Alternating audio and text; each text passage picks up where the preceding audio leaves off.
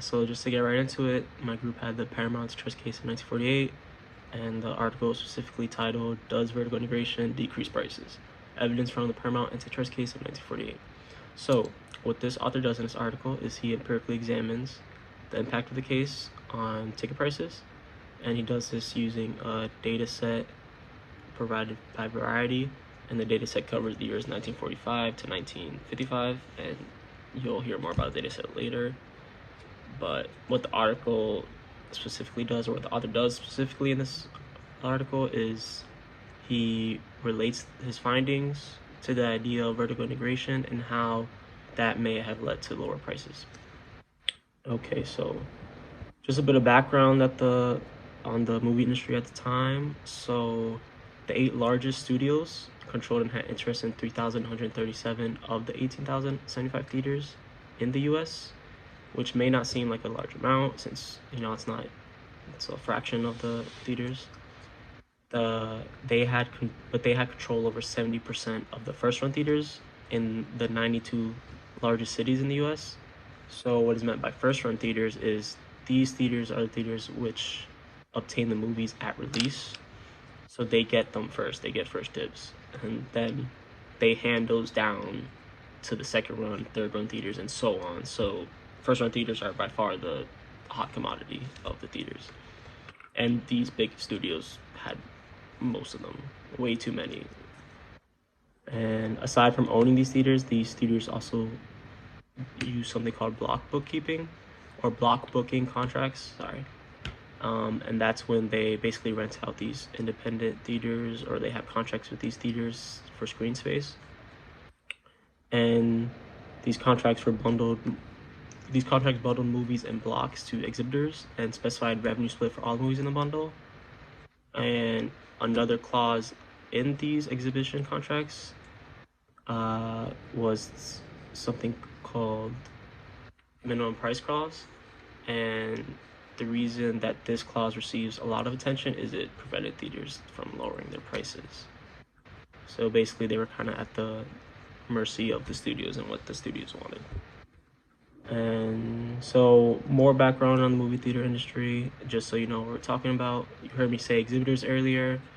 So that is one of 3 type of agents in the movie theater industry. So the 3 are studios, which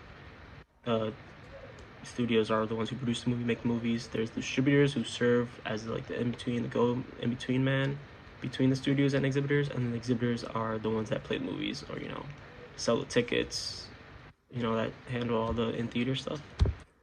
So now with the case. So the case started when one of the worst years of Hollywood had happened, and the Department of Justice decided to file a suit against Paramount and a lot of the other big movie studios. So they had 2 reasons for doing this. The first one was that studios use block booking and blind bidding to screen their movies and limit entry by independent suitors. And the second was the fact that they use their own theater branches to gain market power in the theater market while driving other studios and exhibitors out of business. So in 1946, the district court ruled against the studios and banned bundling, but they still allowed the studios at this point to keep their theaters. But then in 1948, the Supreme Court ruled against the studios and decided to ban bundling and to force the vertical separation of theaters from their parent studios. So the case then went back to the district court for re-examination, and the Department of Justice at this point heavily encouraged studios to sign a decree so that they would save millions in legal fees, since it was looking like they were already on the losing side. And by 1952, most of the studios had signed a decree, including Paramount, Warner, Fox, and Lowe's. And so basically, this case, in short, changed the organization and distribution in the motion picture industry, as there was no more of those clauses or contracts, no more of the studios just using their own theaters. So basically taking away a lot of things that allowed the studios to maintain so much market power and control over the industry. So now going to vertical integration, how that could decrease prices. So the first way is vertical integration may decrease prices due to the elimination of double marginalization. So, double marginalization. That refers to the distortion caused by successive markups of independent firms and distribution channel. And the implication that is that this both reduces firm profits and harms consumers, and that is what is known as a double marginalization problem. So then vertical integration decreased prices due to elimination of double marginalization. And the second reason or possibility of how vertical integration may have lower prices was concerns with technology spillovers, as through vertical integration, upstream and downstream firms may have been able to increase their productivity due to exploitation of economies of scale or scope in production and distribution. And so on the flip side, well, first to explain what upstream and downstream is meant by that, or how it is meant by that. So upstream is basically, in this case, in terms of the movie theater industry, it would refer to the process of making the film and whatnot. Oh, interrupted by notification, sorry. Process of making the film and whatnot, gathering everything to make the film and the process. And downstream would be the retailing of the products of the consumers to the consumers. So retailing the movie and getting it out there into the theaters and whatnot. Just so you know all the jargon that I was talking about. So yeah, now into how vertical integration may increase prices. It may increase prices by softening downstream competition when upstream firms are forward integrated into the downstream market, and it enjoys a non-fungible degree of market power. So the evidence on this is pretty spread across many industries, not only the movie and theater industry. It's also in the gas station industry, video game, hotels, and a lot of others. So that's the flip side of where vertical integration may increase prices and not. In terms of empirical evidence, the first method used was cross-sectional regression analysis between vertical integration and ticket prices, box office revenues, and admissions. The first finding from this method was that integrated theaters charged on average 5 cents less per show than independent theaters. The second finding was that integrated theaters collected higher box office revenues and admissions than independent theaters. However, this could be due to, in large part, lower opening costs for integrated theaters. The second method of evidence that was used was the analysis of time trend changes after divestiture. Some of the findings from this method was post-separation, previously integrated theaters increased prices faster than under integration and at the same rate as independent theaters. Unlike prices, admissions and revenue decreased at an equal rate for integrated and independent theaters. The third method of evidence used was the difference in differences controlling for city-specific time trends. The first finding from this method was that due to uniform pricing in this industry, there would not be significant immediate price decreases post-separation. The second finding was that admission sales dropped faster post-separation for integrated theaters, but revenue from box office drops at an equal rate between integrated and independent theaters. The last piece of evidence used were robustness checks regarding movies played in theaters owned by the same studio. And the first finding was that ticket prices in integrated theaters dropped 3.5 to 4.4 cents, regardless of which studio owned the movie. And the second finding was that integrated theaters received higher admissions and box office revenues, regardless of which studios owned which movies. And the last finding was that strategic divestiture, aka studios selling off theaters post-separation at profit-maximizing points, did not affect ticket prices in the market. These are some of the key takeaways I wanted to bring up in terms of empirical evidence in this article. The first one is that integrated theaters charge lower prices than independent theaters, leading to higher admissions and box office revenues. After separation, previously integrated studios will have to raise prices faster than under integration. Uniform pricing prevents immediate price changes post-separation in this industry. Strategic divestiture did not affect prices.